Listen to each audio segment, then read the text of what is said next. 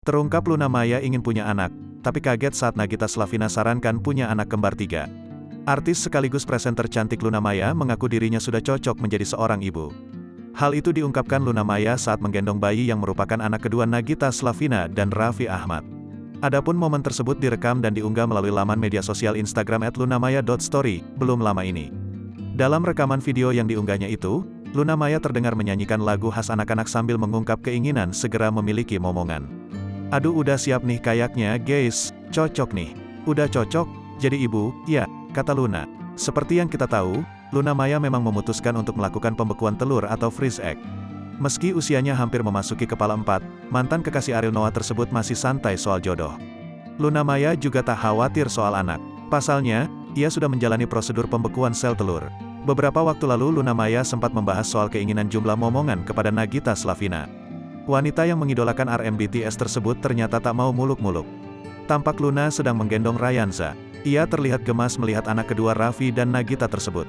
Lucunya, ini bayi tercuan 2021.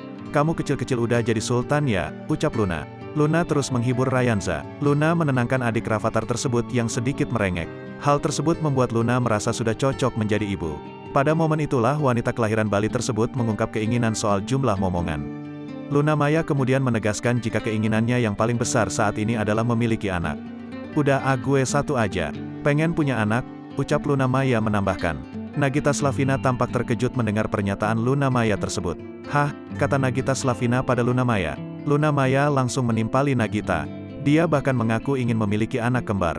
"Atau gimana kalau sekali hamil masukin 2, kata Luna Maya pada Nagita Slavina sambil bertanya. Mendengar keinginan Luna Maya tersebut, Nagita Slavina lantas memberi saran untuk memproses 3 sel telur. Nagita memberikan alasannya, jika hal tersebut untuk mengantisipasi adanya kegagalan. "Enggak, masukin 3, kan nanti belum tentu. Jadi, takutnya, ada yang gagal," ujar Nagita. Luna Maya lantas menimpali saran Nagita, dengan mengatakan jika ketiga sel telurnya jadi semua. "Iya kalau jadi, 3 bayi," kata Luna. Rupanya Luna Maya berpikir, jika 3 bayi kembar lahir sekaligus, dia akan kesulitan memberikan air susu ibu, ASI. "Iya kalau jadi, gimana?" tanya Luna. "Kalau jadi semua 3 lahir, neneknya cuma 2, satu lagi mesti ngantri," imbuhnya.